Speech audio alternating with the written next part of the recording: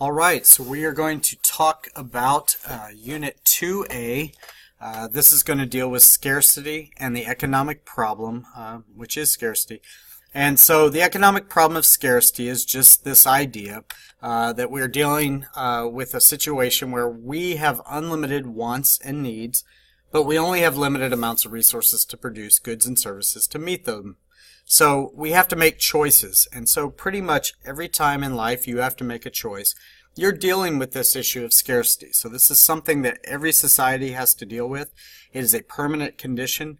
It is not going away. We will at some point run out of the resources we have. That's not just raw materials on the earth, but it also includes your time, your emotions, and other things that are in scarce supply. And so you make decisions on how you're going to use them. And so that is very different than the word a shortage, okay, which is going to be more of a temporary situation where there aren't enough goods being offered for sale by a producer because usually there's not a financial incentive to produce them. Scarcity, on the other hand, is, like I said, a permanent condition that we always will have to deal with and make choices about. Okay, so to make choices, we use what we call factors of production to produce goods and services to meet all the wants and needs that we have. So if you think about it, every need or want you have, and we define needs as things that you need to survive, so things like food, water, shelter, clothing in a general sense, and those sorts of things, maybe medical care, for instance. All of these can be broken down into what we call goods or services. Okay. Now, to make these goods and services, land, labor, and capital is needed. Okay. And this goes for needs, like we just described, or wants, things you don't need to survive, but you'd like to have them. Land will refer to all natural resources, so if it's naturally occurring, it is considered land. Water, then, would be land. Soil, gold, diamond, timbers, anything that's naturally occurring. Labor, the effort people devote to a task for which they're paid, is needed because you have to have workers who can make the actual goods and services that we produce to meet people's wants and needs. And if land is natural resources, then the opposite of that would be capital, human-made resources. And this falls into two categories.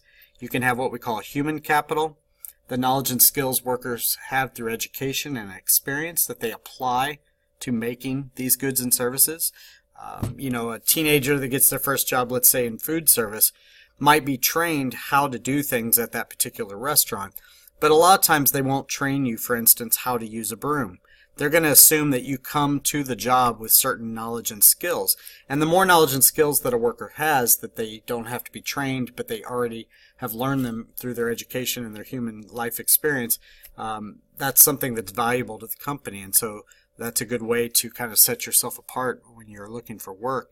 That's human capital. Physical capital are the actual objects that are human-made that are used to create all the other goods and services. So the machinery at a factory, for instance, the computers that run all the information for a business or for an accountant, let's say, the building itself that is used to produce the goods and services, or the storefront where they sell them. All these things are considered capital. And then you need an entrepreneur who's going to be kind of the ambitious leader who both markets and produces these goods and services and sells them. And so what an entrepreneur does, very important, they have to recognize either a need or a want that exists and then go about assembling these factors of production to produce the good or service that will meet that need or want. That way they can sell it, make money, which is the means by which they will then go out and start looking for their needs and wants and purchase those. And it also allows for customers to then go out and look for the things that will meet their needs or wants because someone has actually produced them. And so it's a very important thing here.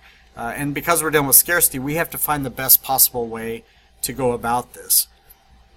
Okay, so I talked about making choices. And so any choice you make is going to involve this concept of opportunity cost and trade-offs. What we mean by trade-offs is where you give up one benefit to gain another greater benefit. whenever there's a trade-off, one of those trade-offs is the most desirable choice being given up, and that single most desired choice that you give up is called our opportunity cost.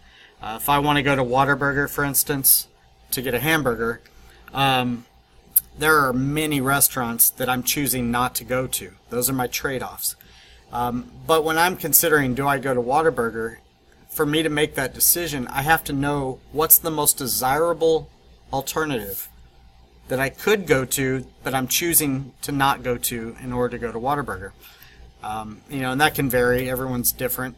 You may not even like Whataburger, so think about what your choice would be for your first pick, and you're actually going to go there.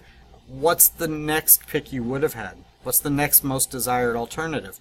That's your opportunity cost. By knowing what is most valuable that you're giving up when you're making a choice, it better allows you to better make the decision you made, because you're really doing a thing called thinking at the margin. Okay, you're thinking about what to do more or less with your current resources. I only have so much time. I only have so much money. So that's maybe why you were thinking about these particular restaurants, for instance. How you use your time at night. Do I study for a test tomorrow? Or do I go out with friends? Or do I play a video game? Or do I text someone? Do I get some extra sleep? Those are all choices you can make, and you're only going to choose one with a particular time period. Now, you may try to do 2 or 3 of them, but you can't usually do everything at once. So you're always giving something up. There's always going to be trade-offs, and there's always going to be the one thing that's the most valuable of those trade-offs that we're calling the opportunity cost. And so you're engaging in what's called cost-benefit analysis. There's a term called utility, which just means satisfaction. You're trying to make decisions that satisfy you the most in terms of these limited, scarce resources that you have. Money, time, emotional impact, those kind of things are all things that you can't tangibly go out and measure, but they're important.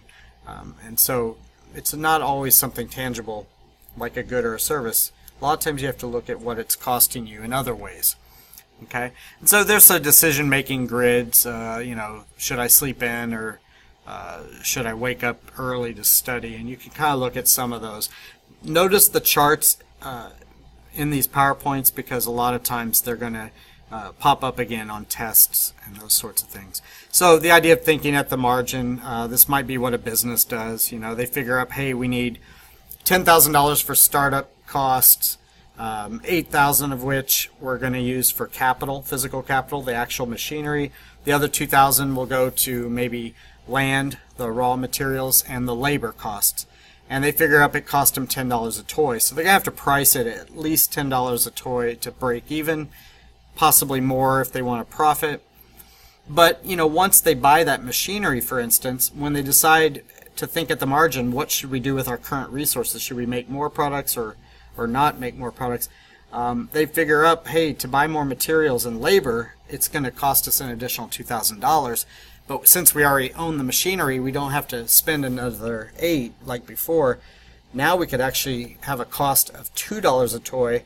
So whatever we were pricing our toy at, whether it was $10 to break even before or more, that's just increasing profit. And so they're, again, thinking at the margin, looking at the marginal cost, the cost associated with doing more or less, and they're seeing that the marginal benefits, what they would gain by doing more or less, outweighs those costs. And so that cost-benefit analysis is very important, not just for businesses, but just for you as well with your particular resources. Okay. So that is the first part of all of this, and in the next section I'll talk a little bit more about how we can better make decisions, and we'll go to that video as soon as you're done here and have studied a little bit more.